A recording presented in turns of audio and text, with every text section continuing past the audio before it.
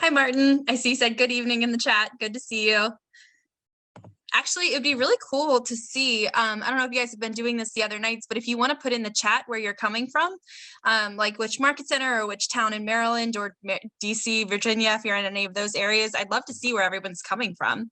I'm from the Towson Market Center, KW Legacy, so right up here near Baltimore, but I see Martin, you're from Frederick, Emily, KWRC.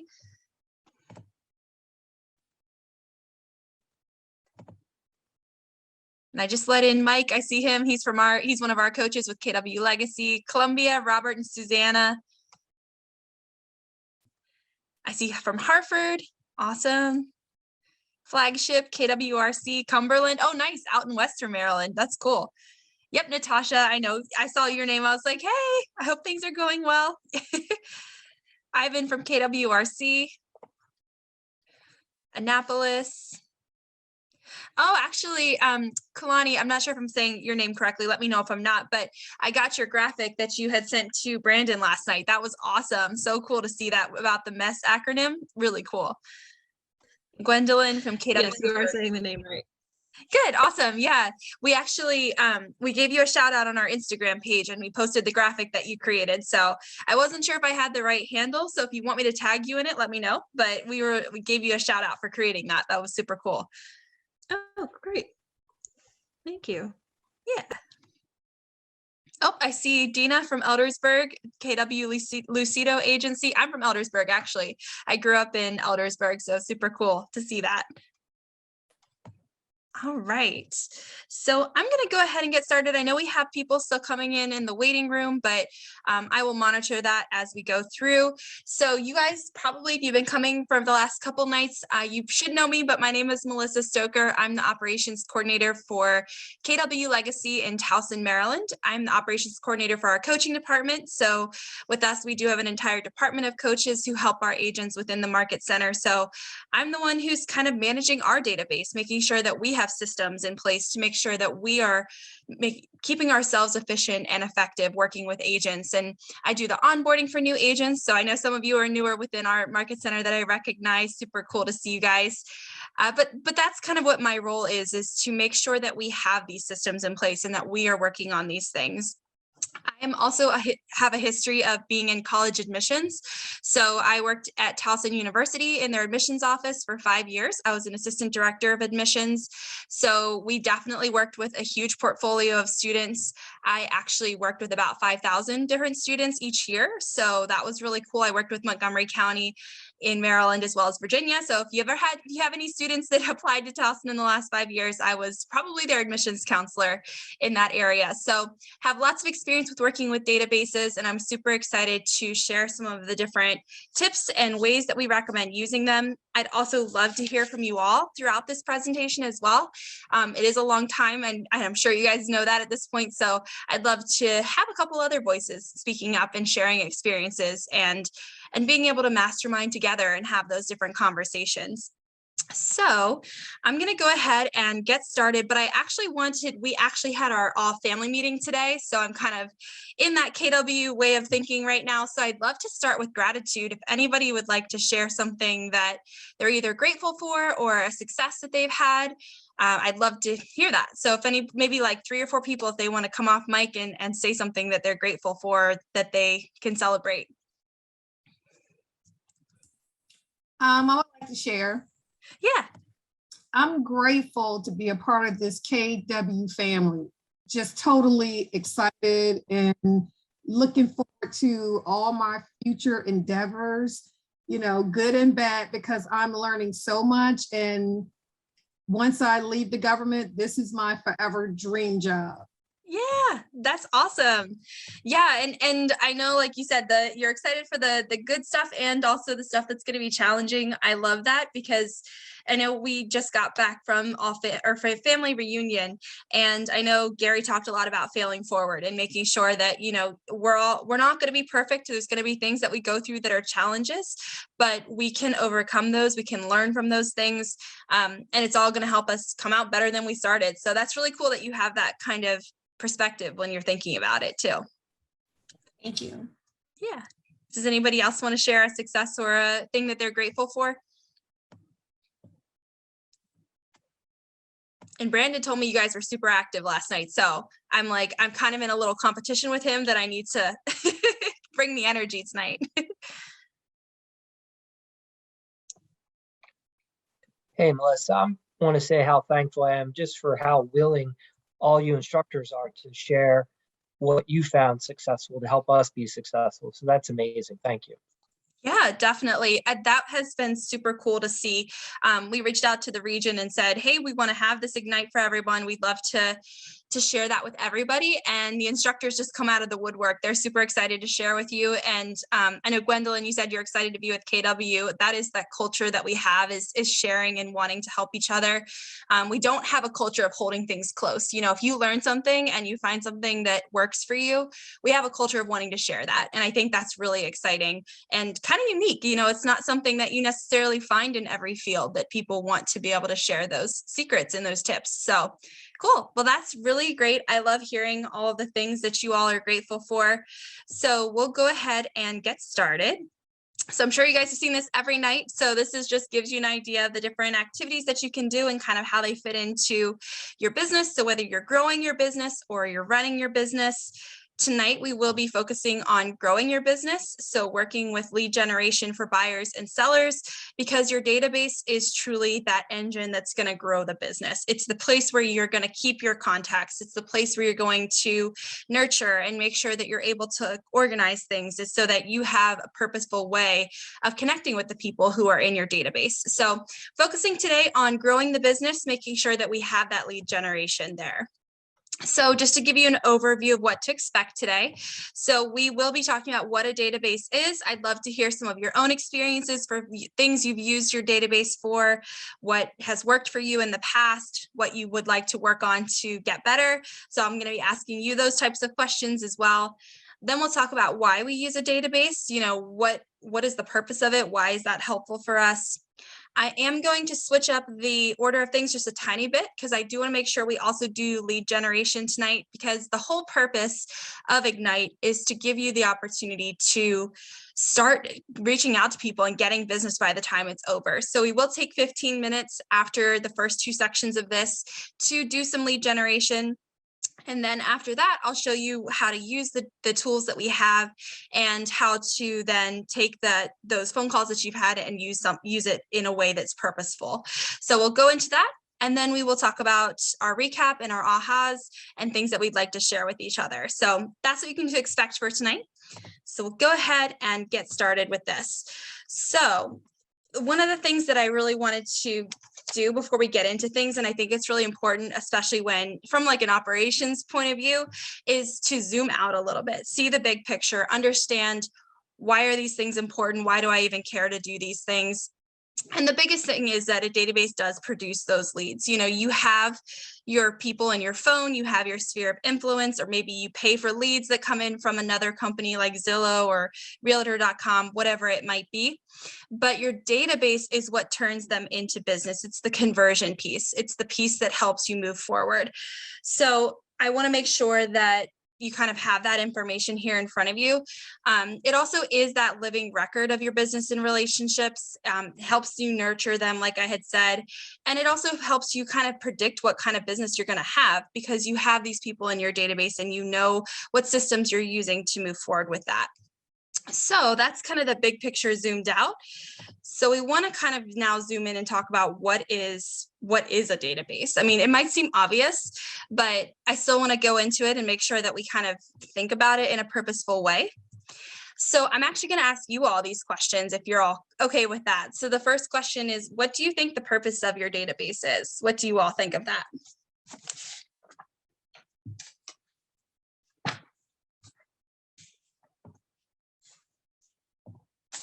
Oh, and I do see people are asking for the slides and things, so I'm going to put those in the chat again. But what's the purpose of your database, do you think? The purpose of the database is to give us a starting point of having folks that we can reach out to, that we've cultivated relationships with over the years, to potentially see if we can help them with some kind of a real estate transaction. And if not, if they might know of other people in their circle of influence that could be a referral for us. Awesome. Yeah, that's a great answer. I like how you touched on, it's people that you want to work with, but also people who could be giving you referrals outside of that too. So I love that you kind of have that twofold point of view when it comes to the database. Thank you. You bet. Does anybody else want to add something with the purpose of the database? It helps you keep record of who you've spoken to, what you've done, where you're at, and where you're going with it. Yeah, I love that. Yeah, I know, like, when I work with people, when they're coming into the market center, one of the first things that we do is take all the contacts in their phone and export it as an Excel file. And I think some of you had actually talked about that in a couple of other classes throughout Ignite, is some of the different resources you can use to export all those contacts. But some people come in and they have 900 contacts in their phone, or they have 1,300 contacts in their phone. And it's impossible to kind of keep track of that in just an Excel sheet. You really need a database to be able to think of that in a purposeful way, have those things like tags, have those nurturing things that are automated for you. So yeah, I love that. I love that, the kind of organized way of thinking about it. Awesome. And then I see Natasha in the chat. So she says, in a database, the purpose of it is an organized list of people who you've interacted with to help create leads. I love that too. So I like this idea that it's this place to organize all these things. Did somebody say something, or about to say something? I just wanted to briefly mention, so the packet that you just copied into the chat there, it's not the same as the slides that you're showing on your screen. Oh, okay. The slide, like the last slide you showed, I really liked. The one before this one. In fact, we took a picture of it with our phone. Yeah. So where do we find those slides? Sure. I can actually grab this one for you right now. And if you all want, I can send you. So I just put in the chat these slides, these particular ones. But I can also send you all in the email tomorrow, where you can have access to all the slides that we've gone through. Yeah, that would be cool, because sometimes the presenters show slides that I don't think are in the printed materials. And some of them are really good. Yeah, absolutely. Yep. I'll make sure that we get those in the emails for you all, so that you can have those and look over them again for sure. Cool. All right. And so the next question that we wanted to go through is kind of what makes a database valuable to you? What does it provide for you that maybe just having them in your phone or having them on a piece of paper doesn't do? How does the database help with that? Hey, Melissa, one thing I've noticed is with having the database like in command, it's a place that you can have something sorted, and you can make different classifications for people, and you can access the information really quickly, and you can have a large amount of that information accessed very quickly. That's to me what makes it valuable. Yeah, absolutely. Definitely. And building off that, with those classifications that you create for your database, you can create smart plans that allow you to touch your database as often as you're supposed to, based on the Keller Williams model. Yeah, absolutely. I love that. And I know I was talking to Mike earlier today, actually, and he was saying how you guys had gone over smart plans a little bit already. So that's fantastic. The smart plans are such a great way to have that automation set up where you set it once and you don't have to worry about it again. And it's going to make sure that you have those touches that you talked about and making sure that you're following those models. So I'm sure the instructors before also showed you the different specific, like 36 touch smart plans that you can add to your contacts. So that's great. I love that. Fantastic. All right. So then the next question I want to ask is, what other industries use a database for prospecting and marketing? What ones maybe you have experienced, like if you have worked with a database in another industry before, or ones that you think they would use? What do you think?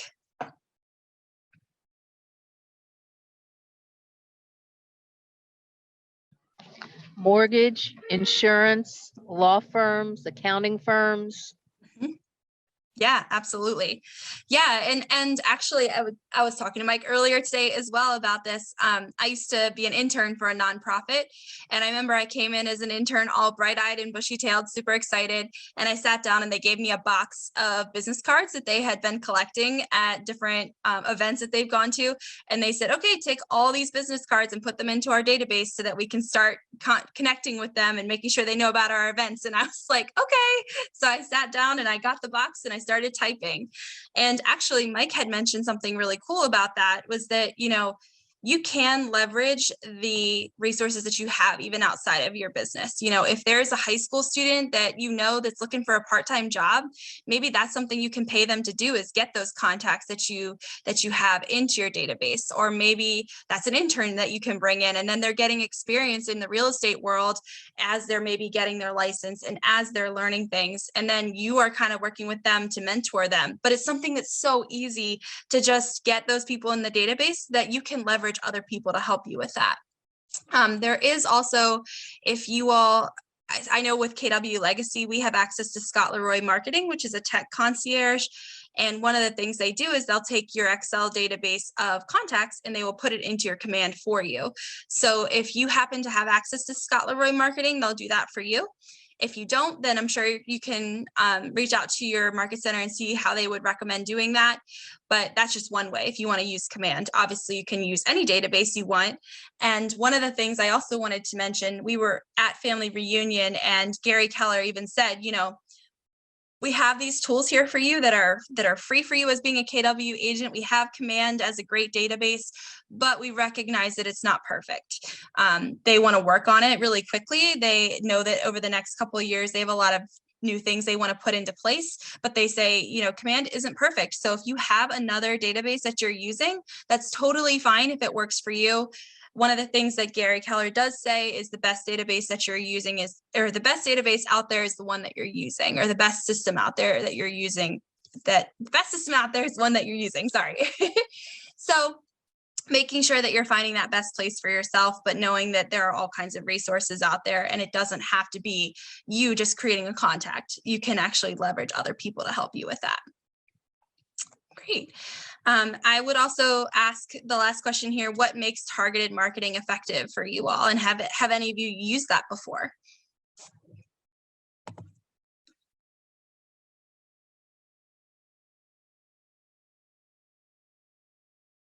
I know personally with what we're doing in our market center, we have all kinds of trainings that are happening all the time, including things like Ignite. And one of the things that I think is really important is making sure that our marketing goes out to the specific audience that we'd like to get it to. So for example, one of the things that I'm hoping to do in the next couple of weeks is to create specific emails to people in our database with specific tags that actually caters to what their interests are. So for example, we have agents who might be brand new agents, and they would want to know kind of the basic skills that they're going to learn in this training that's coming up. So I write a description that's more focused on the basic training, learn everything that you didn't find out in real estate school, maybe something like that. But at the same time, I know that same training is going to have value to agents that are producing at a higher level. So I'm going to make sure that an email goes to them based on their tagging that says what those higher level skills that training is going to cater to make sure that they also see the value in that training, because everyone can benefit from the training. It's just that they have to see it in a certain way to understand why it would work well for them. So thinking about the way you're marketing to targeted people based on those things, like those tags that you're creating, is going to show them why it's important to them, why they care about the thing that you're trying to market. So that's one way that I've thought about it. Does anybody else have a way that they've been thinking about targeted marketing?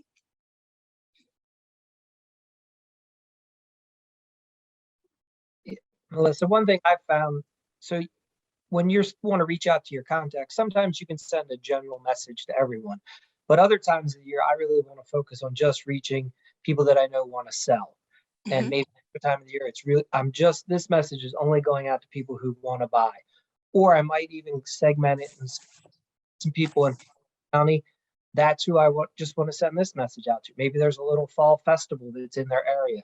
So for me, it just helps. I don't have to waste and send the message out to a bunch of people that it might not apply to. Yeah, I love that. Or maybe something else that you might want to think about is maybe you find out that certain people in your database really like dogs, and you're working with a local shelter to do some type of donation event that you're sponsoring. Maybe you want to send all those people that you know like dogs that information, and you have that as a tag, dog lover or something like that in your database. That helps you get that really targeted marketing so that they know what activities that you're doing. Yeah, that's a great point. Awesome. Okay, well, going forward, I want to kind of show you that there are 3 different levels of Millionaire databases that you can look at. So I'm going to go through all 3 of these. And on the 3rd slide, I would recommend taking a picture or a screenshot, although you do have the slides now, so you can also save that. But the one thing I do want to say is that you can be a millionaire real estate at any of these levels, real estate agent at any of these levels. So it's not like you have to completely master all 3 of these before you'll be successful. But the nice thing is once you get to that exceptional level, when you get to that point where you are at the high level database management, it gives you the leverage to be able to grow your business even further and be able to make it be at that next level. But like I said, you can be successful at any of these levels. I also want to make sure that you understand how to transition through these, because you want to start at one and then kind of move forward through there. And I'm going to go ahead and go forward to show you what some of these look like. So at the essential level, no matter what, you have to have this information. You have to have their name. You have to have their contact information. If they had past business with you, or if they were a past contact, you're going to want that information to be included as well. And then you also want the at-will communication. And essentially what that is where you know the best method of contact for them and you know it's going to be successful. So having these is what's going to allow you to actually reach out to the people in your database. And you really can't move forward without this information. What we usually also recommend is that if you don't know some of this information, that's a great reason to reach out. Maybe you'll call up a person in your cell phone and say, hey, I know that we haven't talked in a little while, just wanted to reach out.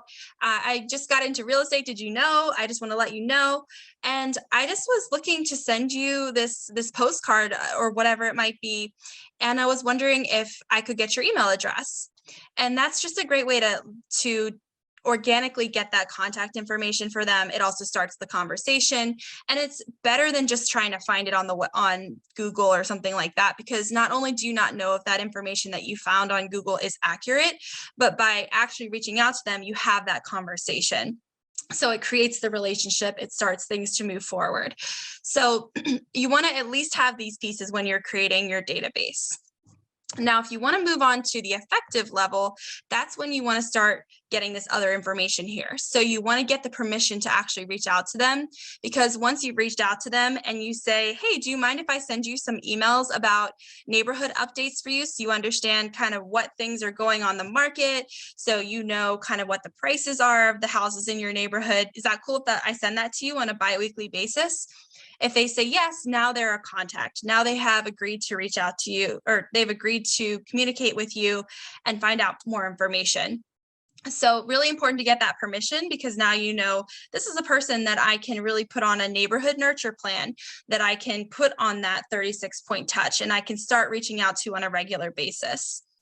You also want to make sure you're collecting personal information, insights, and preferences. Now, these could be things like their age, the neighborhood that they live in, things like what their interests are. Maybe they do like dogs, or they like a certain sports team.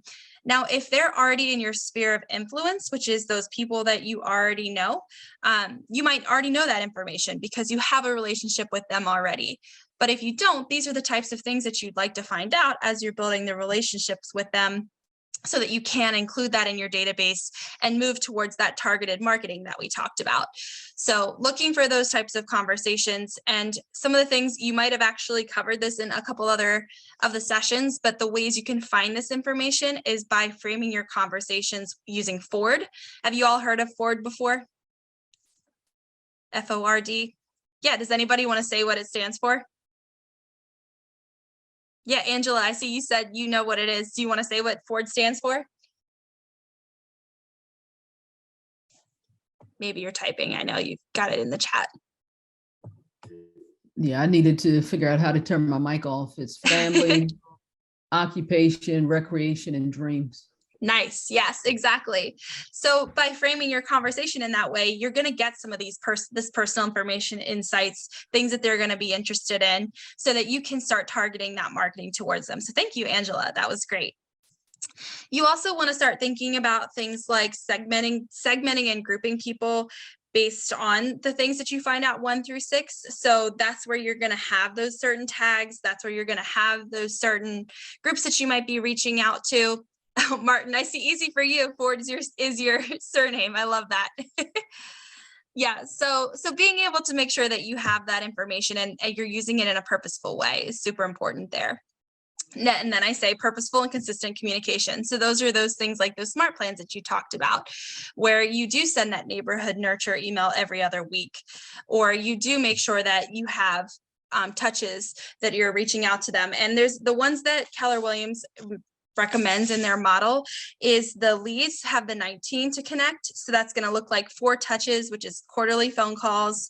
It's going to look like 12 touches, which is the monthly email, newsletters, market reports, videos that you send out.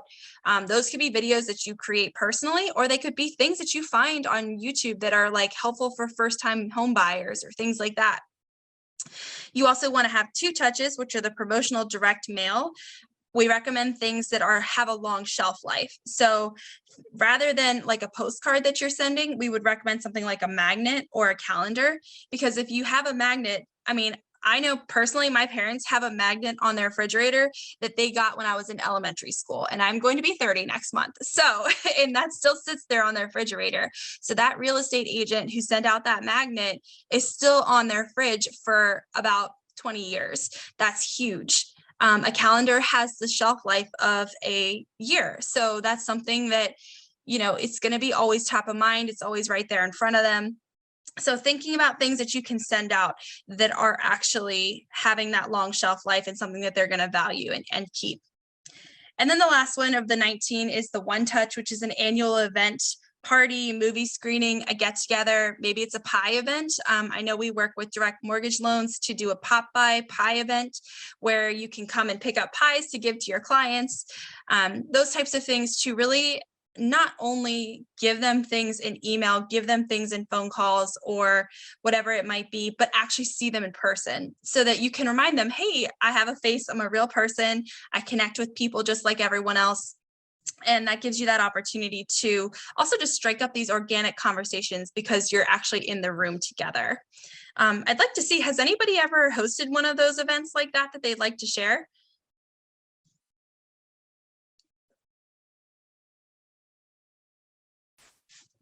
I haven't for real estate, but I'm dual career. So I'm a director of community relations for an assisted living. And we do a lot of this stuff all the time. So it's really interesting. I'm able to gather ideas from what I do there. And we'll be doing that for myself for business, for real estate also. And they work. They get you out there in front of people. They get people to know your name. People you would have never met before might attend. You ask them to bring a friend.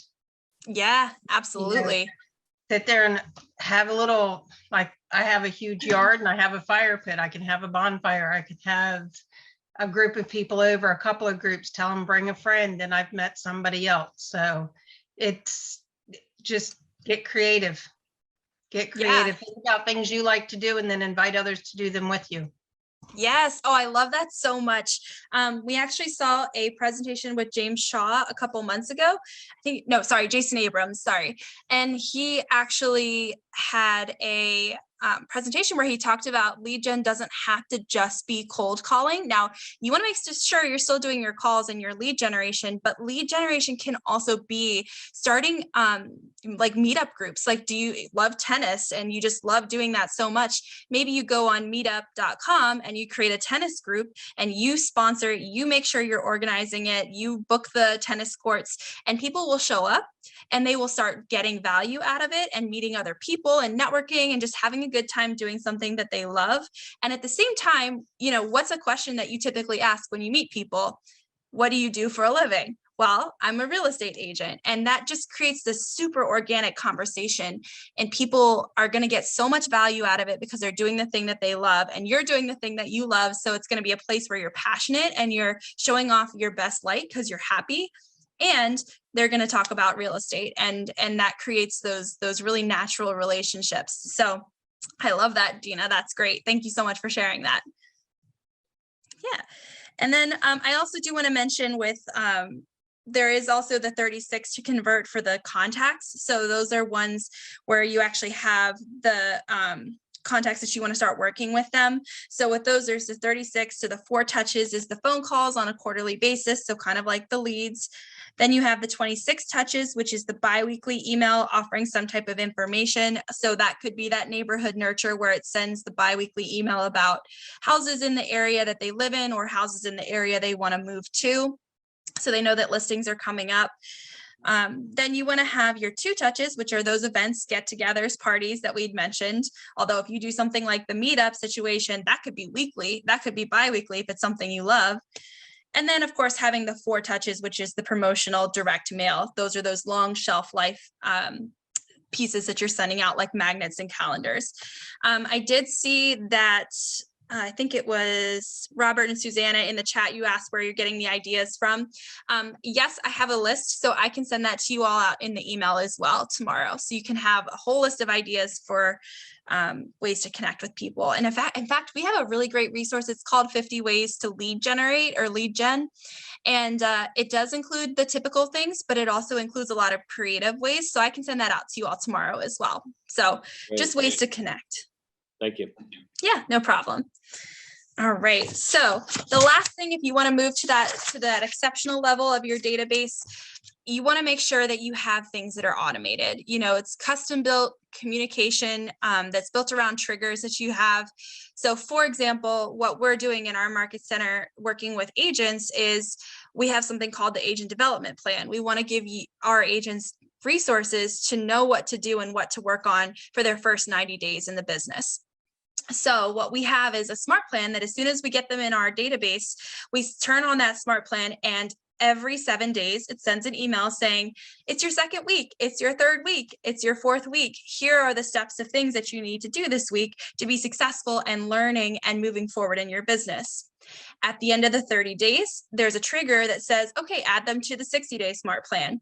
And that's an automated trigger that we don't have to go in and do that. It's going to do it automatically because it's built into the smart plan. So then they'll get into the 60-day one and it'll say, you know, welcome to this week and so forth. And it does the same thing to get onto the 90-day.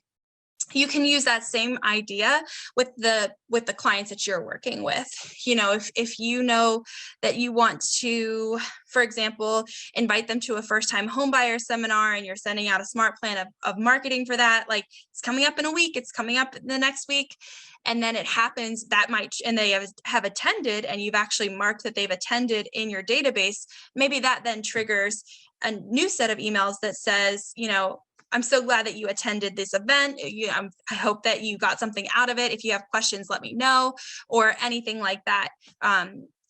Having that automated communication plan is what's going to really make sure that you're always top of mind and that, you know, it's really easy, because once you start working with a larger database and you actually have clients that you're working with, but you still want to do your lead generation over here at the same time, it's going to feel like a lot to have to send individual emails to people or send individual texts to people. So by maximizing the database that you have with the tools that you have, you can make it automated and not have to do so much on a manual basis. Is anybody using kind of a database in that way that has those triggers and those ways of automated communication that they'd like to share about?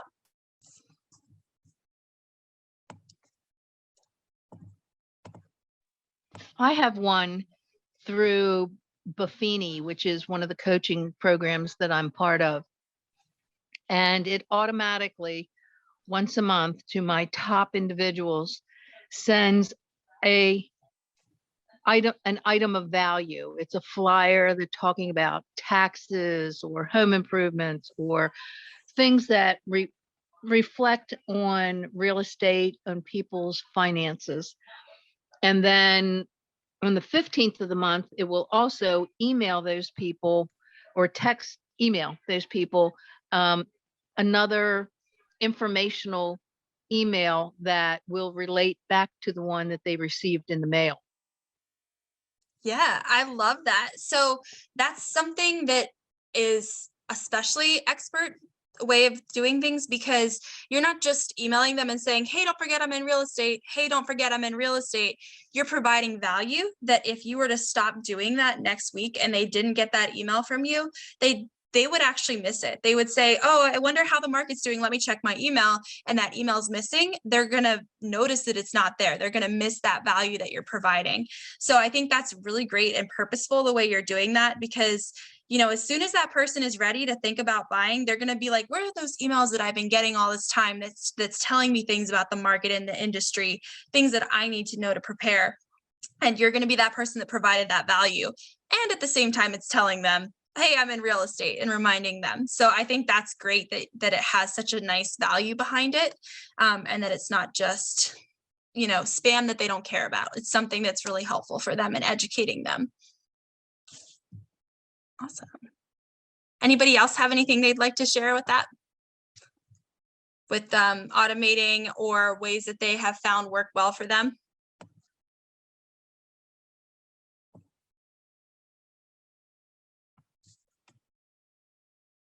Okay, cool. So moving forward, we'll talk about why we actually use a database. So go into a list a little bit more. So moving forward, the biggest reason that you want to use a database is two things, really. It's one, to avoid the today trap, and two, to have a predictable return on investment. So what is the today trap? Essentially what that is I think a lot of times, especially for newer agents, you are working really hard to get that first client. You're doing your lead generation every day. You're calling people, you're trying to make connections with people. And then you get that one person who says, you know what, I think I'm ready to sell my house. Or, you know what, I think I'm ready to start looking at houses. Let's get me pre-approved. Let's go look at houses together. And you get really excited. You've got that one person who really wants this. And then you dedicate all your time helping that person. You're looking at listings, or you're helping them get their stuff together and making sure they're ready to go. That you work through the whole process with them. You do really great. They have the closing. Everything's exciting. It's your first closing. And now you have nothing because you didn't continue doing your lead generation and everything leading up to that point. And now it's going to take, because typically what happens is it takes about 90 days to get somebody who's ready to buy or sell and actually have that business. So if you haven't been doing your lead generation the whole time you've been working with that person, now you're 3 months behind. And that, it honestly is probably one of the biggest factors of why it makes it difficult for someone to transition from dual career to full-time as an agent, is that it's not enough. So using your database helps you to be able to do multiple things at once. You're able to focus on more than just one person who's ready to buy or sell right now. You're able to focus on all the future people who are thinking about it in the next 3, 5, 10 months, whatever it might be. And it's also about predictable return on investment and knowing that that is something that you're working towards, because you're not just working on that one person. So I wanted to kind of show you a little bit more about what are the two types of business, so today's and tomorrow. So like I said, it is kind of about avoiding that today trap. The National Association of Realtors actually knows that on average, people move every 10 years. So if you're only focusing on the people who are ready to do that business today, you're really only focusing on about 10% of people. And, you know, if you end up doing that, you ignore the people who aren't ready just yet, you're going to find that those people are going to be picked up by other agents in the next couple months or the next year or so. So what you want to do is be their realtor for life. You want to be the only realtor in their life and the only one that they think about. And the reason I say that is because you want to have that communication with them throughout the entire time that, you know, they're thinking about buying and selling a house, the entire time that they're not thinking about buying or selling a house because they're happy where they are. But also you want to be the person they think of if they know somebody else who wants to buy or sell a house. So I think it was Dina, you were talking about sending those really valuable emails with the kind of market updates, industry updates, those types of things. if you're that person sending that value, they're going to think that you know what you're talking about. You're an expert. You know exactly what's going on in the industry, and you're someone that you want to go to. So even if they're not ready to buy or sell, if their friend, over drinks is like, hey, I'm thinking about maybe buying a house in the next year or so, they can say, oh, I know this really great real estate agent who is someone that is super knowledgeable. I get their stuff all the time. Let me connect you with them. So being the only realtor in their life, because they only work with you, but they also only recommend you, is huge. Word of mouth advertising is free and also extremely powerful. Testimonials, people can recommending you to other people is going to be what's going to help you so much with getting your referrals and moving forward with people, especially, as you're newer and you don't necessarily want to spend a lot of money on getting leads or something like that. So being that top of mind for people. And actually today I was talking to one of our top producers, Jackie Ovad, and she was actually saying that your database is kind of like planting the seeds of a garden. Your seeds you're putting them into your database, you're growing those seeds, you're nurturing them, sending them that information, reaching out to them for phone calls, having events for them. And that is just nurturing the plant, watering it, helping it grow. And once it's grown and it's ready, then that's when you can kind of work with and get the herbs that are there. Like, you don't want to pick them, but you'll pick the little herbs pieces and keep it growing and flourishing. So kind of working with the seeds of your database. At the same time, you don't want to throw your seeds into your database and ignore them, because then some other animal or person is going to come in and take them, and then they're gone and you lost that opportunity. So making sure you're purposeful and you're aware that just because they're not ready today doesn't mean they won't be ready in the next couple months or the next year. So I want to go forward and kind of show you what this really looks like. So let's say you have a database of 100 people. So you have a lot, it seems like you have a lot of people who might be interested in buying or selling a house, but in reality, I'll show you, only 65 are actually looking to buy a house right now. 35 are not planning to buy their house. So you're going to ignore all of those. But then you find out that actually 58 of those people are actually off the market. Only 7 are actually ready for business right now.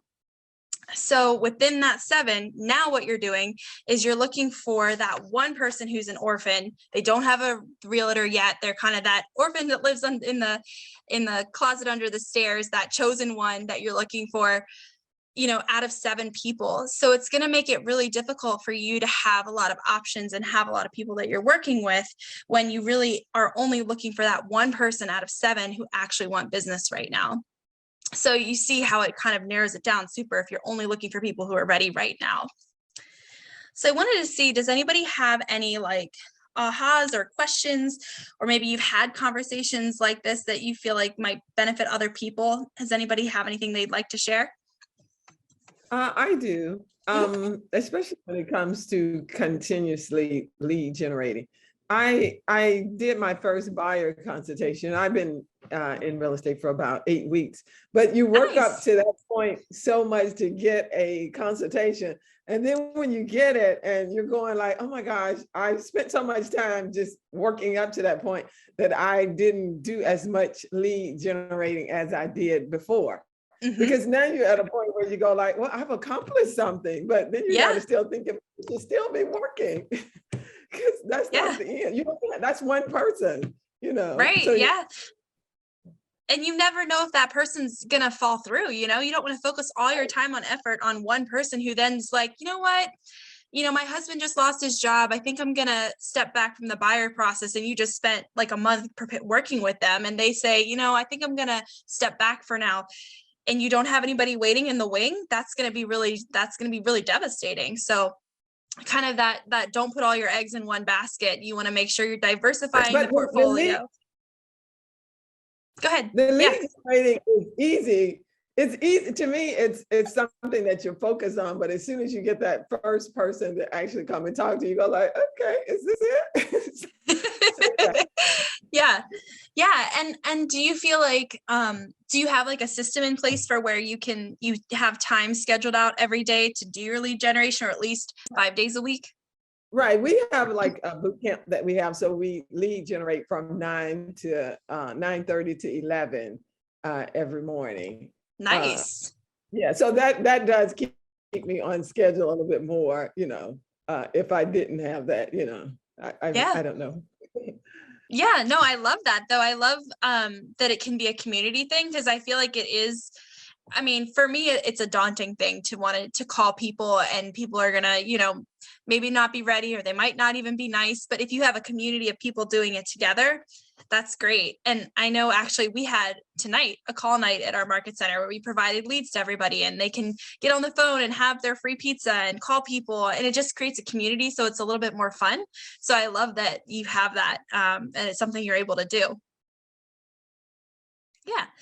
And then I saw Martin messaged in the chat. So he said his favorite quote is, "A gazelle knows it must outrun the fastest lion. Every morning a lion wakes up, it knows it must run faster than the slowest gazelle or it will starve. Doesn't matter whether you're a lion or a gazelle. When the sun comes up, you'd better be running." It's the same with sales and most things in life if you want to get ahead. I love that. That's fantastic and a great way to kind of motivate yourself. You should actually, I don't know if you already do this, but maybe you could print that out and have it like in your office or wherever it is you work, just to remind yourself, or even just a picture of a lion. I feel like that might be motivating in itself. So I love that. Cool. Anybody else like to share something that they have aha moments or things that they're doing successfully? I know somebody actually, I was reading the feedback from some of the other Ignite classes, and someone said one of the things that they've loved so far is hearing from other agents and sharing. It's not just like the instructor talking at them. So I want to make sure I'm making space for people if they'd like to share and learn from each other.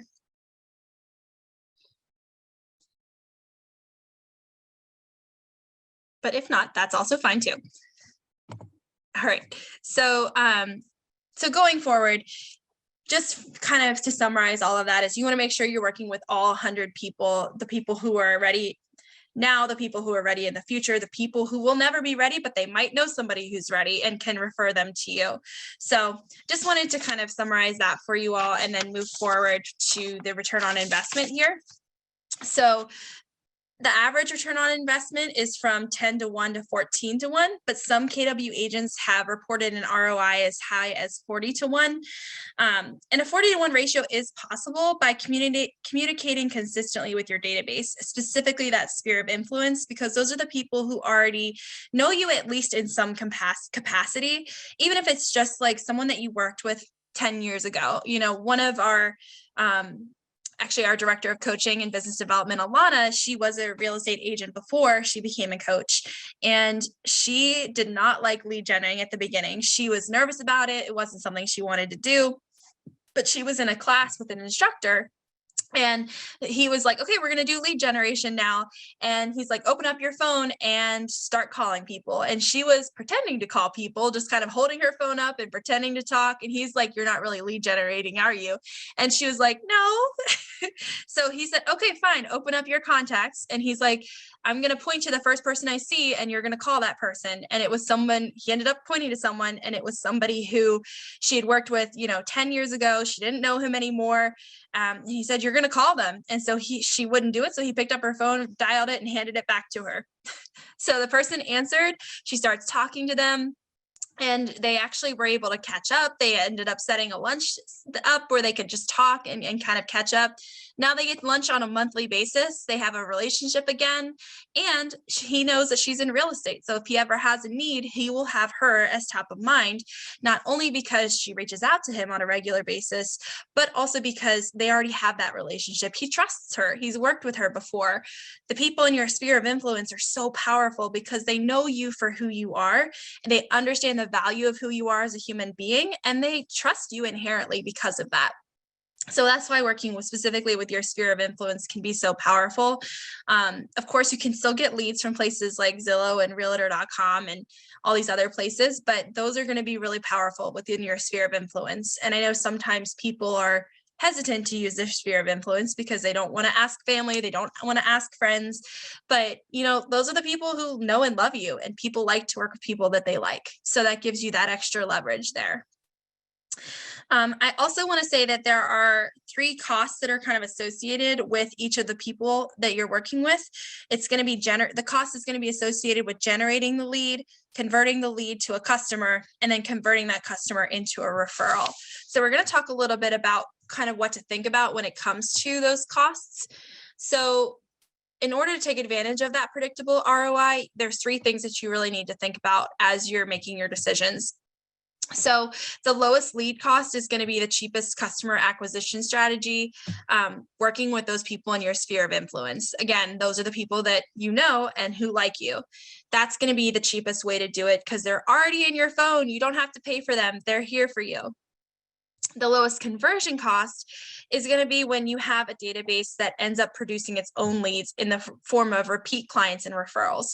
So these are the people that you've worked with before, or they've referred someone to you before, they liked you, it went well, and you've kept the communication going through things like those smart plans, or things like sending those like magnets and calendars, or whether it's sending those or setting up those parties, those tennis clubs, whatever that might be. You have that lowest conversion rate by working with people that you already did know.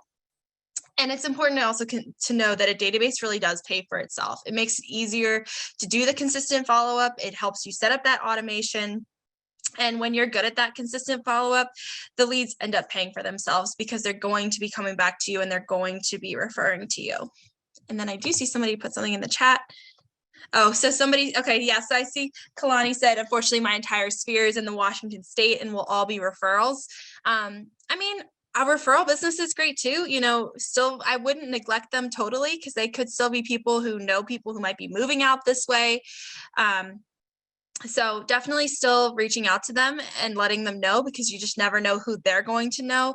But yeah, it might be that you might want to start creating a network here in Maryland. Maybe starting something like a meetup group would be really powerful for you because it's going to help you meet people who have similar interests to you, and it gives you that opportunity to share that you're in real estate. Or it could just be that you go to events. You don't necessarily have to run your own group. You could go to other people's groups and just be there as a participant and then mention as you're meeting people that you're in real estate. So there are definitely organic ways to build your sphere of influence if you don't already have one. And I do know that that's something I hear a lot from people, especially if they are moving from out of state. Does anybody else have experience like that where they've had to move out of state and create a new sphere of influence that they'd like to share ways that they did that?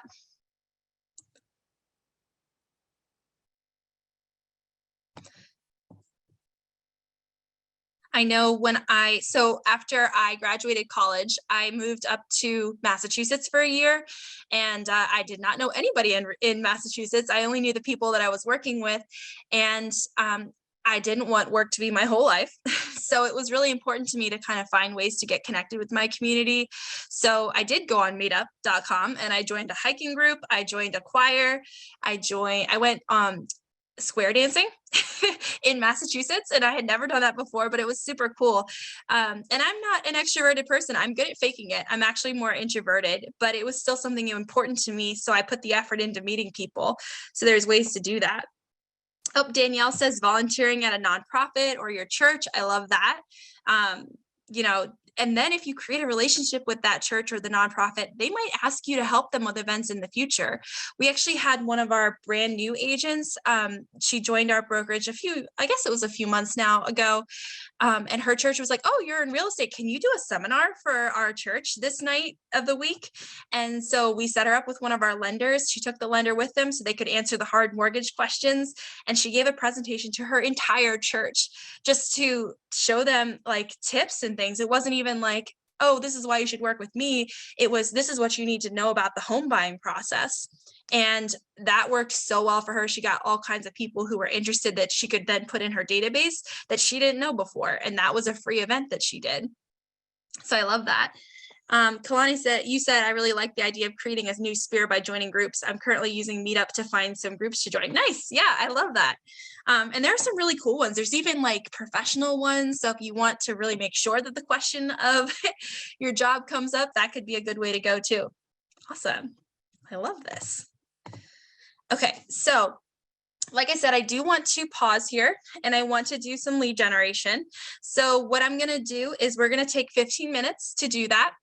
And actually I wanted to make sure that I kind of gave you a little bit more as well. So one of the things I wanted to mention, and I know that there is definitely some maybe you guys have been doing lead generation and you're totally fine. I know Sharon said she does lead generation on a daily basis, so you're an expert, but I know that that can be a piece that causes anxiety. And it makes you kind of like, okay, I'm just gonna, turn my camera off and walk away for 15 minutes and see you again soon. But I really recommend doing it because not only is this like a perfect time to call people because it's not dinner time and it's not bedtime, but also it's going to help you kind of rip the Band-Aid off. And Mike had earlier today, we were talking a little bit about lead generation.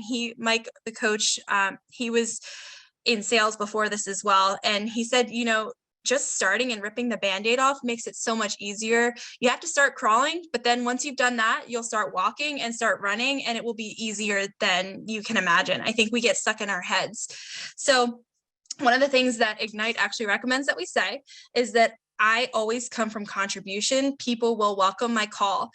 I am calling to give people value. You're calling to help people.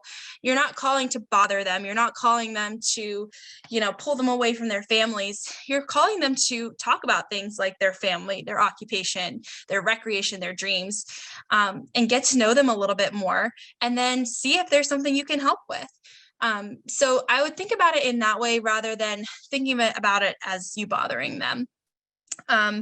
And actually, does anybody who maybe does lead generation on a regular basis, does anybody have any advice they'd like to share to kind of help get over that feeling of nervousness before going into it? Melissa, I can share one thing we did with the group tonight when we started our call night. Yeah. This will probably help a lot of you guys. Imagine that on the other end of the phone, there are people out there that really want help. There is somebody who's looking to buy a house. There is someone who's looking to sell a house. And if you just place that thought each time before you call, this might be the person who really needs my help, and then make the call. And then, they might not be. And you might have to make 20 calls before you find that one person. But just have that thought each time. You will find the people. They are there. Yeah. One of the things we do as a fun thing, because we have done cold calling also, is that we just keep a tally of who gets like the most people hung up on them or something, It's like a fun thing. Like when we did it during Valentine, I was like, someone hung up on me. I was like, I'm gonna send them 2 Valentines because they me. So you don't take it personally, because you can't some people have a nice conversation. Yeah, I love that. I like it's kind of goes back to like leaning into the failure of it. And it's not even a failure, but just like leaning into the like what ways, it didn't work that time, but I'm gonna get them the next time. I really like that. And Ivan says, I've actually had to text a lot recently because a lot of people nowadays prefer to text before a call. Yeah, I love that. I have found that personally just working with agents too, is if I text them and say, hey, do you have 10 minutes to talk about this thing that's coming up? They'll say, sure. And then you can start the conversation and they'll actually answer the phone. Lead generation doesn't have to just be phone calls. It can be texts. It can be direct messages. Really, those are the things that you want to do for your lead generation because it gives that person the opportunity to respond back directly to you. But yeah, texting first is a great way to go, and also can be done really quickly, especially if you're using your database and you have some type of automated texting. Twilio is automatically attached to your command. You have to pay for Twilio. There is a subscription for it, but it's really not that expensive. And you attach it to your command, and then you can send out texts to people like hundreds at a time. And it can just be like, hey, just wanted to reach out. My name is this. I'm with this team or this brokerage. If you have any real estate needs, let me know. Now, of course, you don't want to send it to too many people at once because you want to be able to actively respond to them. You don't want to just send a text and then never respond, because that's almost worse than not having reached out to them at all. So making sure you have that follow-up. But I love that point, Ivan, about texting for sure. Okay, so I'm going to say we'll go ahead and do this. So I would say let's take 15 minutes. And how about kind of to Sharon's point, if you get hung up on, put it in the chat. if you get somebody who's ready for business, put it in the chat so we can celebrate both of those things. So we'll take 15 minutes. It's 7 o'clock now. So at 7:15, we'll come back and I'd love to hear what your experiences were.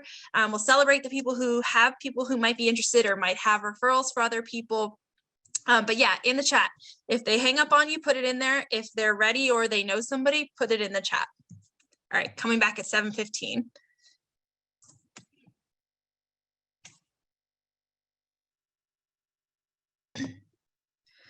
Okay, so it's 7:15. I hope that went well for everybody. I know we had at least one person, looks like Gwendolyn said that she got one person who said no, but like I said, that's still a win because they answered the phone. Would anybody else like to share a win or something that they'd like to share from that experience? Did anybody happen to get anybody that answered the phone?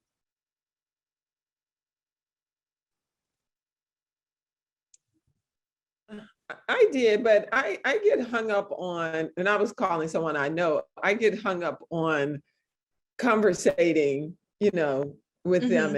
And I know that, while we're at, during our boot camp, it's like, you're calling them for a certain reason, of course, maybe to get back in touch with them, but don't stay on the phone, just one person. So that's one thing I've got to learn, like, you have to cut it in order to get to the next person. So at first when you started talking, I thought that you were saying you didn't know what to say. And then I realized, oh, it's that you say too much. Yeah, I love that. Because I know we're always talking, I like to get you're getting reacquainted or whatever, but you want to at some point get to the point, of that. So you don't just talk to one person for that whole time, Yeah, that makes a lot of sense. Yeah. Well, I wonder if it would help if you, rather than having a long conversation on the phone, if it was like, let's set up a time to get together, or if it's someone who is not necessarily like a friend, it's someone that might be interested in buying or selling a house, rather than staying on the phone for a long time and giving them all this information, it could be, yeah, I'd love to talk about that a little more. Would you be willing to grab coffee together and chat, and then it can be like an appointment. And of course, you're going to bring the buyer agreement or the seller agreement with you to that appointment, so that if it goes really well, you can just be like, oh, well, if you're interested and you're ready, then you can actually get that signed and start working with them. I know in your case, it's probably like friends and family that you're reconnecting with. So a little different, but I wonder if that would help you get off the phone a little faster. If you were saying like, let's set up a time to meet. What do you think about that? Oh, you're muted. Maybe, I don't know. Sometimes it's hard to cut people off because you feel good that you got somebody to talk to. So right. Yeah. So you want to bask in it for a little while first. Somebody else has a mean to you. Yeah. Does anybody else have tips for sharing, like how they make sure that their conversations are impactful but not super long? I have a thought I'd like to throw out there to the more experienced people. Perhaps we're very new in this, my wife and I, and I've been in corporate finance for 30 plus years, and I'm getting ready to jump, head first into the real estate. One thing that occurred to me was there's a number of people that I really haven't connected with in years that have gathered up in my database, people I've worked with in the past, and things like that, or perhaps known, in a previous address community or something like that. And the thing I'm wondering about is maybe it would be cool to just like call somebody, say, hey man, haven't heard, remember when we used to work at XYZ 3 or 4 years ago? Why don't we just grab a coffee?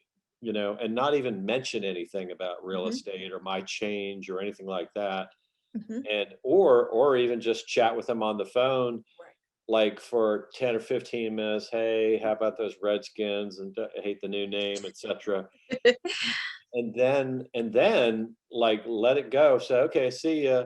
And then maybe 2 or 3 weeks later, call them and say, oh, guess what? I just made a decision to move out of finance. and my wife and I are in real estate. What do you think? Yeah, Does that sound plausible? Or I mean, I love that, especially since if you're following this, that kind of idea that you're working with a lot of people at once and you're not just working on one person at a time. I think that's a great way to kind of make a cold call warmer. I mean, I know, of course, you know that person already, but like kind of rekindling the relationship before being like, hey, I'm just calling because I want your business. I really like that idea a lot. I think that would come across more naturally for sure. What do other people think about that? That's what that guy said. You didn't watch the orders. You gotta go back and listen to him. He was all about connecting. Okay, well, I think that's a great idea to be able to. Great idea too. I'm sorry. No, you're good. You're good. Yeah, I think that's a great idea. Yeah. Yeah. And I think it just makes it feel more genuine, because I do think that sometimes like sales has this reputation of not being genuine. So if you can make it more about the relationship with the person instead of just selling something to them, I think that's a really great way of coming at it and rekindling a relationship. And even if they're not ready, then at least now you have that connection again, which is really cool. Awesome. Okay. Anybody else have any success? I know I saw Ivan in the chat, no answer. Justine said no answer to her calls either. Did anybody else have any successes that they'd like to share? Okay, cool. So we'll go ahead and move forward from here. So one of the other things that I wanted to talk about is kind of how to go about finding your leads and actually putting people into your database. Where do you go about finding those people? And there's two kind of ways to do it. So you can go through marketing or you can go through prospecting. And we actually do have a session on Ignite that goes really deep into the two of these. It's called marketing and prospecting. So you'll get a lot of information about this, but it's so important that we do want to hit it a few times. So the one way you can do it is the marketing. You'll notice it's the top of the pyramid.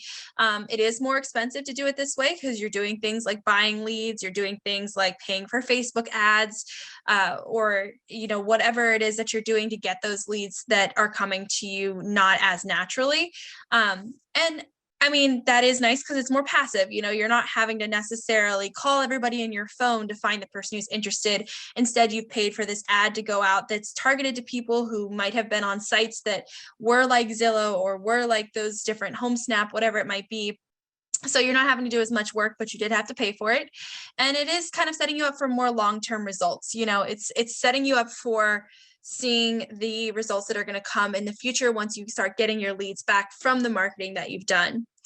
The other side of the pyramid, which is much bigger because this is where you want to put the majority of your business. It's kind of that food pyramid, if you remember that, where the bottom is, they would say that you need to eat bread is the most at the bottom of the pyramid. Obviously, that's changed a little bit since we were kids, but the bottom half of the pyramid is where you want to put most of your effort. That's where the most space is. And prospecting, it's more time intensive. You're going to put more time into it. We know Sharon does it, 2 hours a day. So that's something that, and that is really what you want to do because that's going to help you get the most results. It is also more proactive though. You're the one who's reaching out to them. You're the one who's having the conversations instead of just setting up a marketing piece and letting it run. But the nice thing about it is even though it's more time intensive and takes more effort on your part, it gets you immediate results because if you get on the phone with that person who's ready, then they're going to tell you that they're ready and you can start working with them right away. So what we recommend for getting leads to go into your databases is heavily prospecting and then kind of sprinkling it in with seasoning of marketing. Now, if you grow and your business is making lots of money and you're ready to kind of put more money into marketing, maybe that's something you'll do. But if you're like dual career right now and you're just trying to build up some money, then maybe prospecting, which is much cheaper, is going to be the way to go. So just some things to think about. I mean, there's nothing wrong with doing both or doing one more heavily, but we do recommend focusing on prospecting the most. I also wanted to kind of show you, we talked a little bit about recognizing that there are certain personal aspects or things about the contacts that you're working with that will help you to make those connections with them and send them things that are relevant to them and help you also build those relationships a little bit better. So you want to think about the tags that you're going to include in your database. Now, KW Command has actual tags built into the database. A lot of databases do, but that one is nice because you have it as being a KW agent. But some of the example tags that you could include on your contacts as you're adding them into your database include things like business relationship. There's someone that doesn't have business yet. Maybe they're an active client, or someone that's been referred to you, or someone that is VIP. They're a very important person because they're a serial repeat. They're someone that you've worked with on a regular basis, and you want to make sure you're putting extra time and effort into that person, because a lot of times, like I said, you want to be that realtor for life, the person they always think of in every situation. Other things that you might want to think about with tags include hobbies and interests. Do they like a certain sports team? I think, Robert, you'd mentioned the Redskins. So you want to make sure you know that, because if they win, maybe you want to send them a text and be like, we're so excited. This doesn't happen a whole lot. Something to think about there.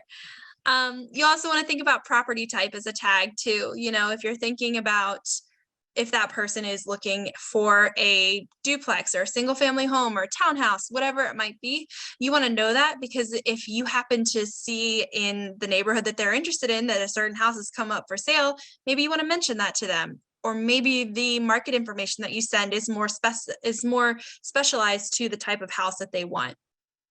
You also want to think about if they're an investor, you know, maybe they want those properties that are really cheap, but they can be renovated or they can be flipped, you know, thinking about that, because if you have those people in your database, you can send them information about that, or you can send them tips about renovation or things that bring value to a home by doing those renovations.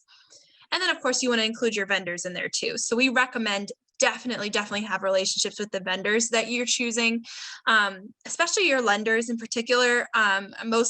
You probably have preferred vendors at your market center, or maybe people you've worked with before, but it's super important to leverage your relationship with your vendors, because they're the people who are going to kind of have your back. A lot of times, like for example, one of our top producing agents, Jeff Lipkin, he does open houses all the time. That's kind of his bread and butter. He loves open houses. The reason he loves them is because you can get people come to this open house and he'll talk to them and he'll be like, hey, are you looking to buy a house? Do you already have an agent? Sometimes those people will tell you that they already have an agent, and it's a lie. It's not true. They're just here scoping out their neighbor's house that they are being nosy about. But because they're at your open house, they're going to put their name down on your list, and you're going to have that name now. You have that contact. So what Jeff does after the open house is over is he says, okay, well, I know this person already has an agent. I'm going to send this list of people to my preferred lender. And then the lender can call them and do some of your lead gen for you. And they will call the person and they'll say, hey, do you have an agent? And sometimes you find that that person who said they had an agent actually doesn't. And the lender will say, okay, well, we highly recommend Jeff. He's great. He does this, he does that. And now you've given yourself a recommendation from a lender. And it can be any vendor like that, but that is what Jeff does in particular to kind of leverage that relationship with his vendors. He also does events with them. So they will give him funding for events that he wants to put on because he lets them be there and he talks about them and recommends them to every client that he has.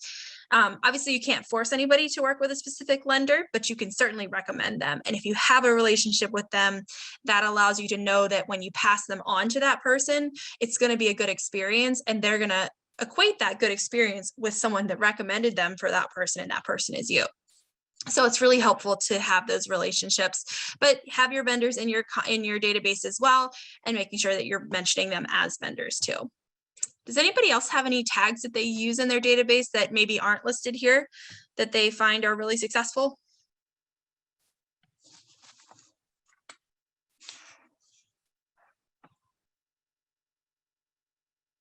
Maybe not yet. Okay, well, the other reason that it's really important to have these tags is, of course, we've talked about emails that you can send out or texts that you can send out, but it also helps those quarterly phone calls that we talked about run a little more smoothly and feel a little bit more natural. Because let's say you have this contact in your database and the first time you called them, they mentioned, oh, I'm really busy right now. We just adopted a puppy. Okay, well, you're going to put that in your database with that contact that they just adopted a puppy, because 4 months from now, or 3 months from now on your quarterly call, when you call them up again, you're going to be like, hey, how's it going with your new puppy? I know you were super excited about that. And of course, you've just written that down in your database. They might even know that, but it just makes them feel good because you remembered about them. And if you remembered about their dog, you might remember the things that are really important to them, those special details when you're actually helping them buy or sell a house too. So, you know, showing that you have that attention to detail, that you care about the person and you've been listening is going to go a long way with making them feel like you're someone that they care about. Okay. And going forward, I actually do want to show you, I know you guys have seen some tech stuff already, so I won't go too in depth with it, but I still think it's really important to be able to see what it kind of looks like. So give me 1 second just to kind of switch things around a little bit. So when you go into Command, and I don't recommend necessarily trying to follow along as I do it. I recommend just kind of watching, and then you'll have this recording. I'll send it to you all tomorrow.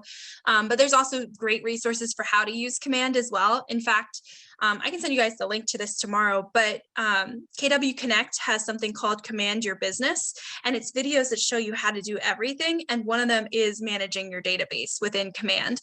So I'll send you guys that so that you can get the full start to finish how to utilize your database. But one of the things that I do want to show you is actually how to add these contacts. Excuse me. So this is our demo account that we use. I'm all logged in here. You can actually see I have personally tasks that I need to do on my fake contact here, which is Elsa the cat, which is my cat. I need to follow up with a welcome email to her. So that's something that you'll see right here on the front of your database when you log in.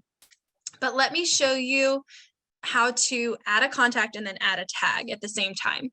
So when you come into Command, it's agent.kw.com. That's the website.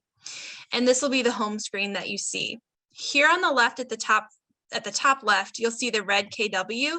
If you click that, it will expand the applets so you can see the names of each of the applets on the left of your screen here. That's really helpful because I personally can't memorize what all these little icons are for. So if you're not sure, you can always click that and see them. So I'm going to go ahead and click contacts. And within contacts, you can see all of our people. These are actually agents because, like I said, I work with our coaching department, but for you, these would be your clients. So I'm going to go ahead and click add contact at the top right here. And this brings up where I can add in the information. So for remembering, right, we had all that essential information that we needed in that first level of your database. So I'm going to use, I'm just going to use Elsa, again, my cat, and I'll just make her last name the cat. So I have the name here. I'm going to create the email address. Mike, I'm going to use your email if you're okay with that. Just because I've already used mine for a test. So I'm adding in her email address. Just gonna add in a place. I'm gonna leave the phone number blank just because this is a test, but usually you would want to put that phone number in there as well. If you had a lead source, like for example, if this was an agent referral, or if it was Boomtown, or if it was Zillow, you'd want to put that here because that helps you track whether it was worth using that, because you can see, okay, this is a client or this is a contact that I actually got business from. If all your people who are from a certain lead source aren't really converting, maybe that's not a good lead source for you. So that's why it's important to include that in there. But here are where your tags are. So tags that I have, because I work with agents, is I have lots of different types of agents that we have, levels. But let's say I want to create a new tag. Let's say Elsa is a dog lover, which she is not, but let's say she is. You can type that in here and then click create custom tag. You can pick a color if you want to, and then you click add. And now she's going to have this tag. So if I want to later filter by that, I can find her really quickly. Let's say another tag that I'd want to use, like maybe she's interested in neighborhoods in Cockeysville. I can actually type that in here as the neighborhood she's interested in, create a custom tag, and add it. So super easy, and it takes a little bit of time, but it does, by being purposeful, it's going to make it so much easier for you in the future to be able to do that targeted marketing that we talked about, to send those specific emails and things like that. The other thing that's nice is that when you if you had, like, for example, Scott Leroy Marketing upload all of your contacts from your phone for you, you can actually add the tags in your Excel sheet before you send it to them. And those tags, they will make sure go into your command. So you don't even have to do this one by one. So there are ways to do it that make it a little easier. But for now, I'm going to show you how to do like kind of that basic level, just to make sure you know how to do it if you're working with someone. So I've added this. I'm going to go ahead and click create. Oh, I guess I already have Mike in here. Let me just do this as a test. So I'll go ahead and click create. So I've added Elsa the cat, and you can see her here. Now, the nice thing about the tags, of course, you can see them here under tags where you can see those quickly. But let's say I want to send a text to everybody who's a dog lover because I'm having an event with a humane society, like Baltimore Humane Society, let's say. So what I can do is I can come here in the center and click filters. And it gives you all these options that you can filter from. Lead sources are here. If you want to work with just Zillow people today, you can do that. But for now, let's do tags. So I'm going to do my drop down for tags. And like I said, I'm looking for dog lovers because this is a Baltimore Humane Society event. I'm going to click that. I've clicked the filter that I want, and then I got my pictures in the way. Click apply. And now if I had a lot of dog lovers, they would be here. In this case, I just have one. So I can click here, and then I can do things like select these bulk options, like sending text messages, sending emails. So that's why it's super helpful to have the tags. I know this was really fast. Like I said, you'll have this recording, and I will send you that resource that I mentioned from KW Connect so that you can watch those and get used to command in the database and kind of the leverage that you have with that database. But does anybody have any questions about that? I think somebody in a previous Ignite had showed you how to add contacts in the past. So that might actually be a refresher, which honestly, if you've never done it before, is probably not a bad thing. I know we have DocuSign trainings and people come to those time and time again just to get used to it. Okay. Well, if there's no questions, that's how you add your tags and how you filter to see people who have that tag. And I also showed you, like I said, how to do bulk actions like sending text messages. So going back here. I have a question. This is Angela. When you first opened up your command, you had a to-do, a task that was to send Elsa a welcome email. Yes. Is there already text in there for the welcome email on a smart plan? Yeah, so it depends on the smart plan that you choose. There are smart plans that are in the library that other people have created and then shared publicly, so you can just use those. I do recommend looking over them before you start using them to make sure that the text is correct and they're not talking about a specific person. Like the last thing you want to do is send an email that says, if you're looking for business, text me, and that's not you. And then that person's getting all your business. So be really careful about that. Would it be helpful if I show you where the smart plans are again? No, I know where they are. Okay. Do you know how to edit smart plans? No. Okay, let me show you that really quickly, just so you see kind of how that would work, to make sure that they're not like saying, text me with your business. Let me see, I think I do have. So in the library, you have all these different smart plans that you can choose from. Let's just say, I think someone had talked to you guys about the biweekly one in the past, or maybe I'll just do neighborhood nurture. Yeah, here it is. So with your biweekly neighborhood nurture, you add your smart plan, as you guys already know. I think, and then I have to just change the name a little bit so I think I've already downloaded this one actually, so I'm just going to use this one instead. So you pick the one you want, you click download, and now I have that one. So I'm going to go back to my smart plans, which it should be in here now. Yep. So in order to make sure that everything is right and you're not sending out information that's not yours, you have all your smart plans here, and you just come over to the right and click edit. And this will only edit yours. You're not editing the original one that that agent shared with everyone. So you don't have to worry about messing up anything for anyone else. But what's nice about it is that you can see the actual email that's being sent out. In this case, it might be, I think this one is actually not a good example because it's a little bit more automated. Let me use one that I know has emails in it. Give me 1 second. So like, for example, this is our agent 90 days. So I'm going to click the edit. Like I said, you have all the emails here. So within here, this is where you can make those edits. So if I wanted to say, rather than the KWL coaching department, I can just say Melissa Stoker, and I can make sure my phone number and things like that are in there. Does that make sense? Yes, it does.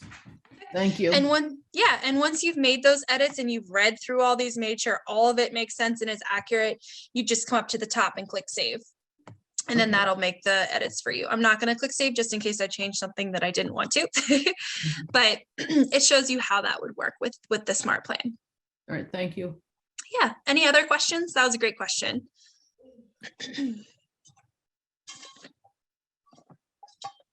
Okay, cool.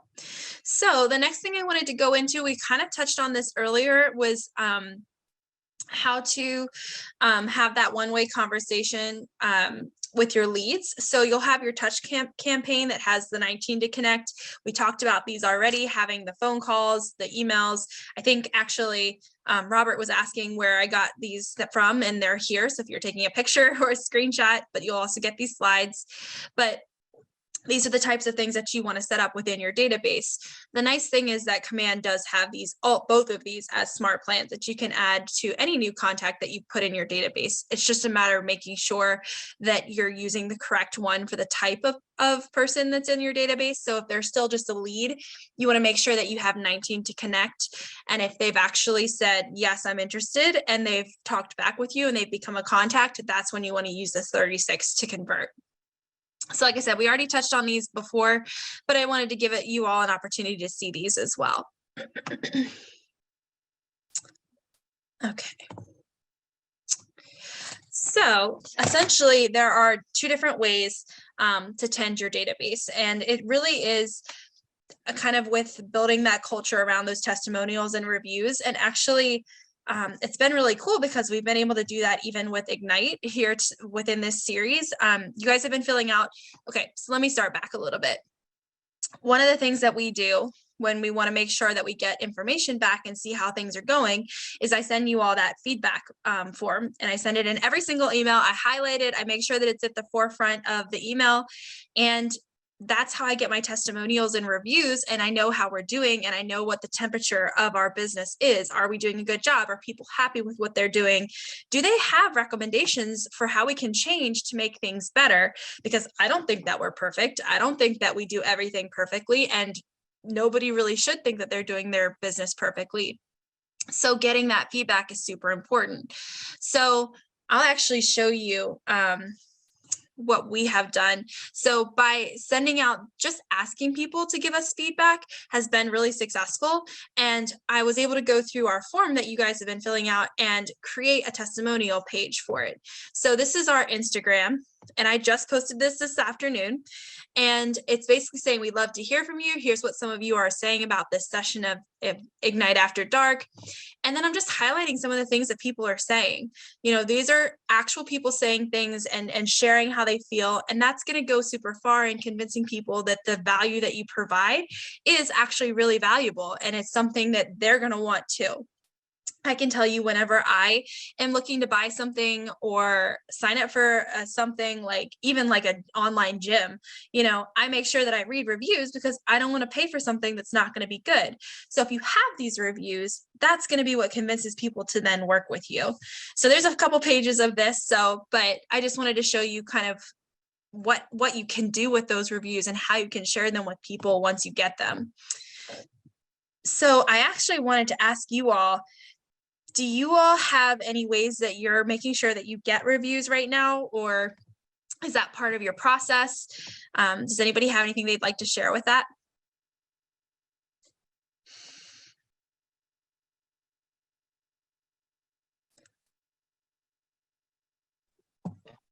Hey, Melissa, I think it's important that you ask every person, for a review.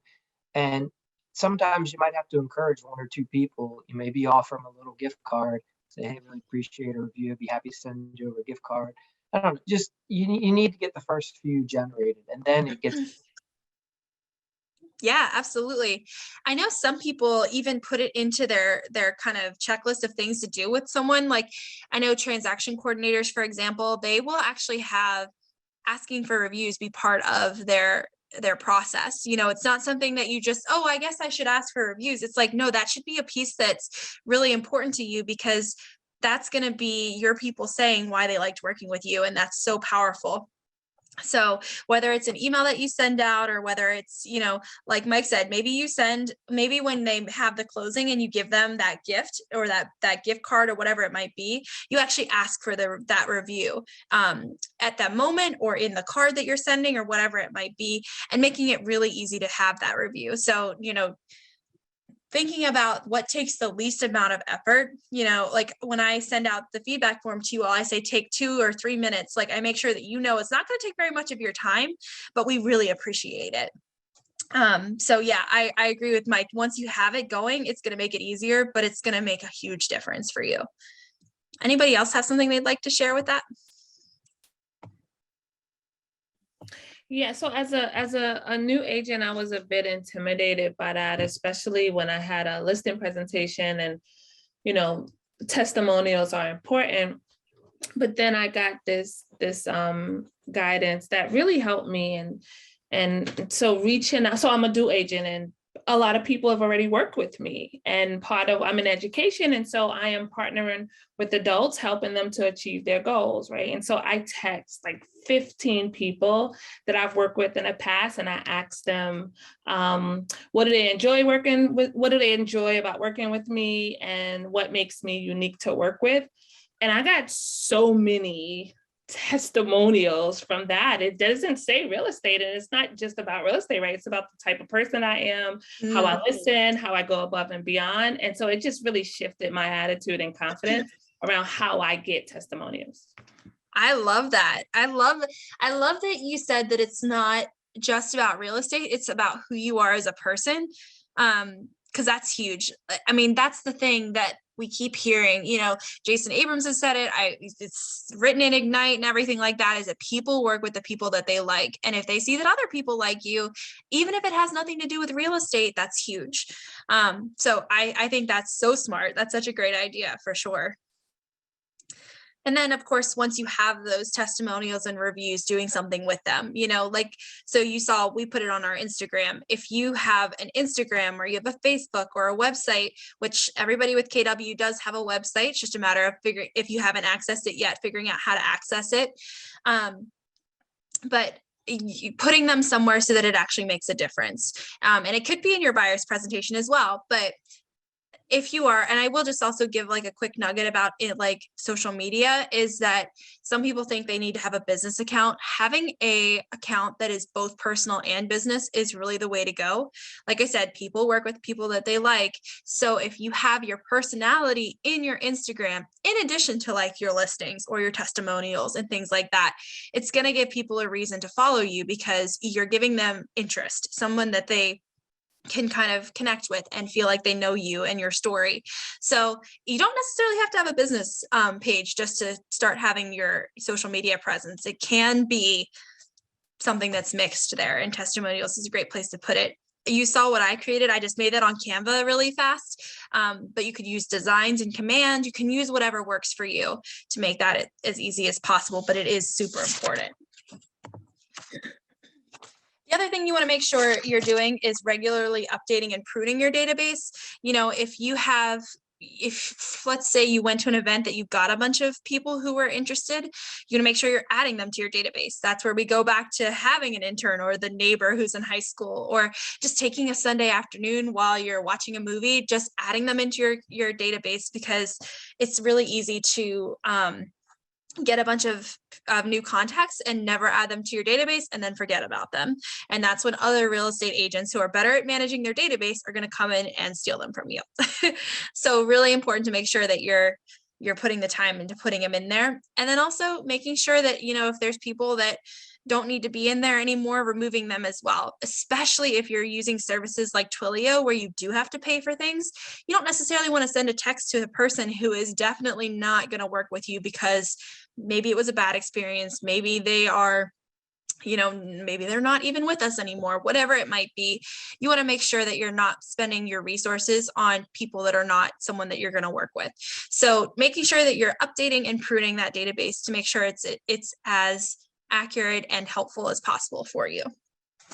And the other thing is to keep in mind, you know, as you grow your database, you know, we actually have an agent in our market center, Dickie Gaines, who has so many leads, he cannot work them all, and he doesn't want to work them all. So he actually has all these people in his database that he's going to start basically charging commission for referrals for other agents. He's going to say, I have all these leads that I'm not working with. And here, if you get a lead from them, if they end up working with you, this is going to be the commission price, but I want you to have these.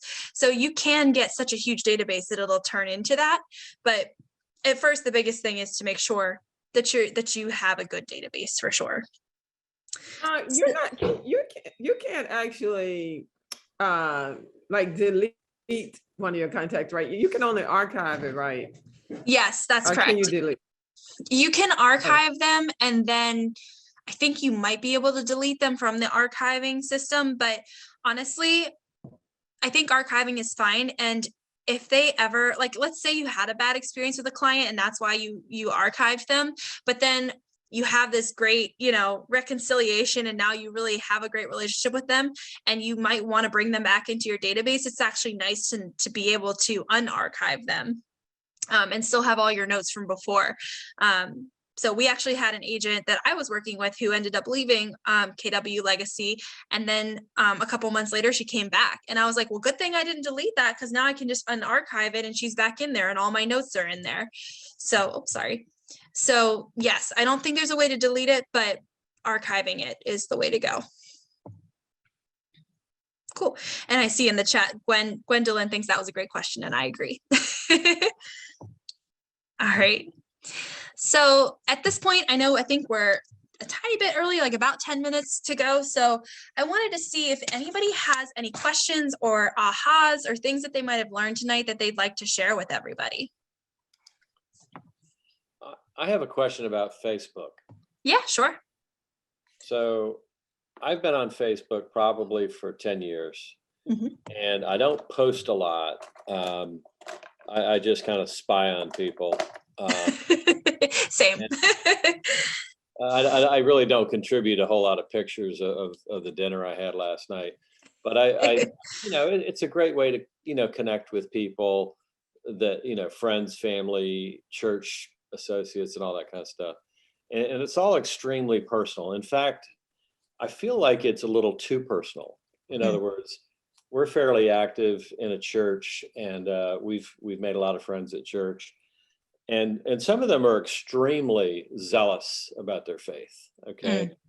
And we'll post things that are, you know, a little on the zealous side, and not necessarily for everyone, if that makes sense. Yeah. You know, kind of an evangelical Christian perspective, and it can be kind of like that. So at the end of the day, what I've been thinking about is, if I start incorporating realtor stuff in my Facebook page, in my existing account, I'm a little bit sensitive that there may just be a little bit too much of that, you know, stuff that may not be necessarily all that well received by somebody who's not religious at all, and you know, might just be, you know, a lawyer or whatever. And so what are your thoughts about that? I know you said that it's cool to have a Facebook presence that's a combination of personal and business, but do other people, you know, ever just say, hey, wait a minute, maybe I'll just create a new Facebook page that's, you know, pretty much just real estate, and maybe sprinkle in a little bit of personal stuff? What do you think about that? Yeah, so I definitely see where you're coming from with that. I think there are probably benefits to both. You know, creating a new one is great because it's a clean slate. You don't have to worry about, you know, people that you don't necessarily want on there, or things that you don't want people to see, or whatever it might be, and starting clean. That being said, you'd have to get all your new friends or followers or whatever it might be all over again. And Facebook does have a way to filter who sees which posts you post. So in Facebook, when you go to post something, there is a section where you can choose like close friends. And those are the people that you like, you know, the people that you don't mind what content they see. You can also have a section that says like real estate, and maybe you've tagged friends as being real estate people that you want them to know about certain things. And then you post something that's real estate related, and only those people in that group are going to see it. There are ways that you can filter it to make sure that the audience, you're controlling the audience that's seeing it. And actually that's really great because by doing that, you are basically ensuring that the content that you're providing is matching the audience that you're reaching out to. So what happens with the algorithm with social media is that if you post a lot of stuff and nobody's responding to it, you're going to start going down. You're not going to be seen as much as often. So if you're posting content that's more specific to the people who are in your news feed, because you've done that filtering, they're more likely to engage, and it's going to keep your algorithm healthy. And that's on Instagram as well. There is a close friends section on Instagram too. So if there's something that you think only people that you actually are connected with are going to connect with, then you just post it for close friends. But yeah, that's a really great question. I think Instagram is a little bit more focused on the personal and business overlapping, just because that's kind of the culture of Instagram, whereas Facebook is a little bit more personal. So maybe having a Facebook page would be helpful. But I was just at a social media breakout session at family reunion, sorry. And one of the agents had like 5,000 friends, and she has this great presence and makes sure that people are getting the content that they want. So it just depends on what you want to do, but there are ways to make it more targeted.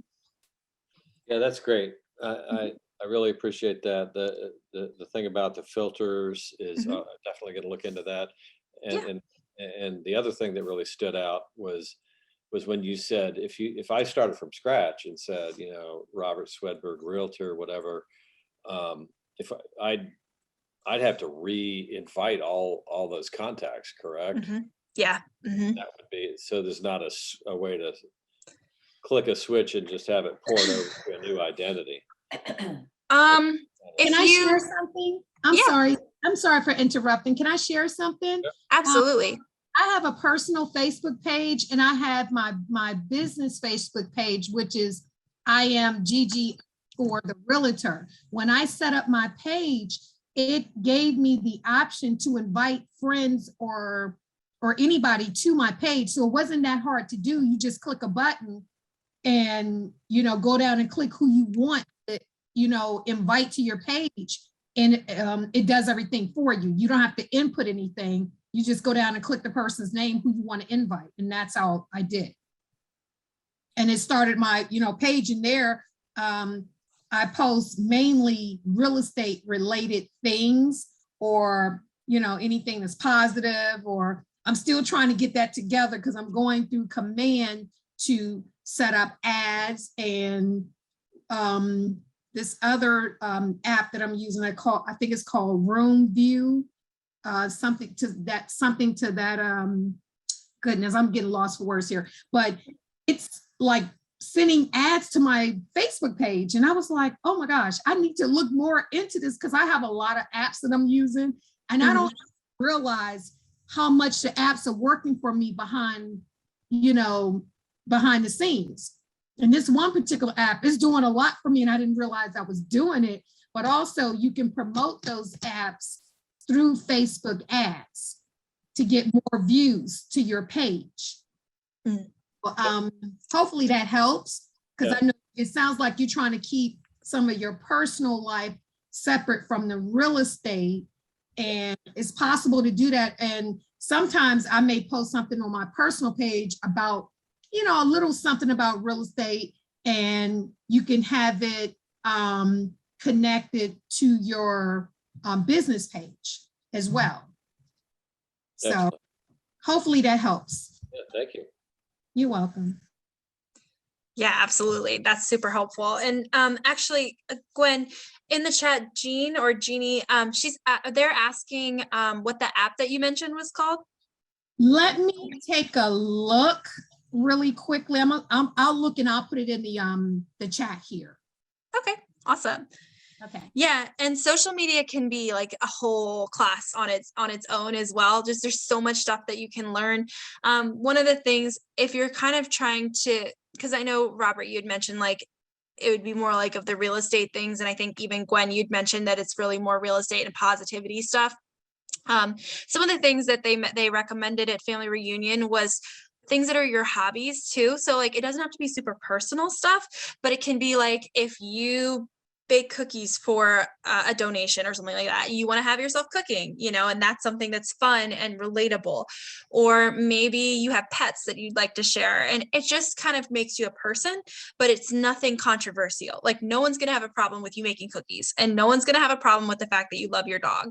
You know, those are things that are universally, you know, think about marketing. What do they use to market things? Dogs all the time. So many dog Super Bowl commercials. So it's just something that is genuine, but also universally appreciated, I think. So that might be something to think about too, what your hobbies are. Okay, so it is 8 o'clock. Does anybody have anything else that they'd like to share in terms of questions or ahas? I know that you're still looking for that app. If you don't find it before this is over, you can always email it to me and I can share it with everyone as well. But yeah, any other things that anybody would like to share or ask?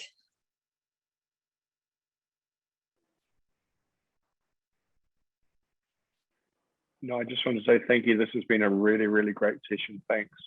Yeah, absolutely. Definitely. We're super excited to have everyone here. I feel like this Ignite session has been especially successful so far. We've had a lot of people who are returning from night to night. So really exciting to see you all. And if you truly have any suggestions for us, like I said, I'm the one who's kind of making everything run behind the scenes. So please let me know, because I can definitely see what I can do about making it happen. So if you have feedback or things that you want us to know, let me know. And I'm going to go ahead. Oh, and it looks like, okay, so Gwendolyn says the app is in the chat. It's Room View, which is Room VU. So just in case anyone's looking for that, that's in the chat there. But I hope you all have a wonderful evening, and look out for my email with the recording and all the normal resources tomorrow. But have a great night, everyone. Thank you. You too. Bye.